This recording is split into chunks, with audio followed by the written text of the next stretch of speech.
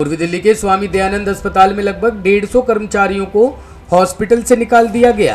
कर्मचारियों का कहना है कि वे लगभग साल से यहां पर काम कर रहे हैं। जो अलग अलग विभाग में महिला प्लस पुरुष कर्मचारी काम करते हैं, हर बार टेंडर खत्म होने से पहले नया टेंडर आ जाता है या फिर हमें पहले ही बता दिया जाता है।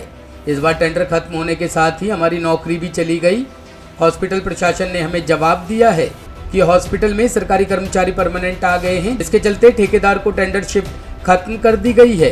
कर्मचारियों का कहना था कि अब अपने रोजगार की जिंदगी कैसे गुजारा करेंगे।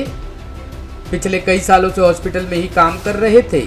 इस पर हमने हॉस्पिटल प्रशासन से बात की तो उनका कहना था कि हॉस्पिटल और ईडीएमसी का कर्मचारियों से कोई लेना देना नहीं है। हॉस्पिटल एक कंपनी को टेंडर देती है और कंपनी कर्मचारियों को रखती है। अब ईडीएमसी ने जब सरकारी वर्कर को भेज दिया है तो किसी कंपनी की यहाँ ज़रूरत नहीं है, जिसके चलते इनकी नौकरी अब नहीं रही। एजेंसी है उनके थ्रू चलती थी, तो अभी जो कंपनी थी इसका टेंडर ख़त्म हो चुका था और किसी और कंपनी का टेंडर हुआ था, जो जानकारी हमें है। लेकिन पिछले काफ़ी महीनों से इसका एक महीने का एक्सटेंशन हो रहा था और हमारे यहाँ अब से 17 दिन पहले एमसीडी के परमानेंट एम्प्लॉय सफाई कर्मचारी भेजे गए थे, जिसमें से कि ज़्यादातर पुरुष थे। तो उसमें से 65 लोगों ने हमारे यहाँ ज्वाइन कर लिया था, बाकी को हमने वापस भेजा था ये डिमांड करके कि हमें महिलाएं चाहिए, क्योंकि अस्पताल के अंदर जैसे गायनी डिपार्टमेंट है, एमसीएस ब्लॉक है, लेबर रूम है या और कुछ जगहों पर महिलाओं की आवश्यकता होती है।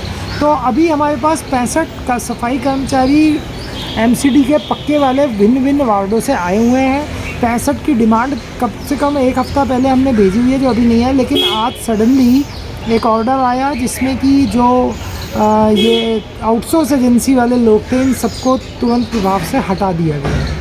अच्छा सर, इनका एक ये भी कहना रहा है खासकर कि इन्हें पहले से जानकारी नहीं दी गई। लगभग 15 साल से, कोई 10 साल से है यहाँ, और इनकी सैलरी की भी समस्या रही है, तो वो उसके लिए कुछ इन्हें आश्वासन दिया गया है क्या? देखिए, ऐसा है कि मैं आपको एक चीज़ स्पष्ट करना चाहता हूँ कि अस्पताल का, इन प्रशासन का या एमसीडी का इनसे कोई लेना देना ही नहीं है। हमने तो एक आउटसोर्स एजेंसी यानी ईडीएमसी ने एक आउटसोर्स एजेंसी हायर की, वो उसने टेंडर के थ्रू टेंडर पाया और वो ये सेवाएं प्रदान करती हैं। इनकी सैलरी, इनका प्रोविडेंट फंड, इनके जितने भी पर्क्स हैं वो कंपनी की जिम्मेदारी है, उसमें अस्पताल प्रशासन या ईडीएमसी का कोई लेना देना ही नहीं है। ठीक।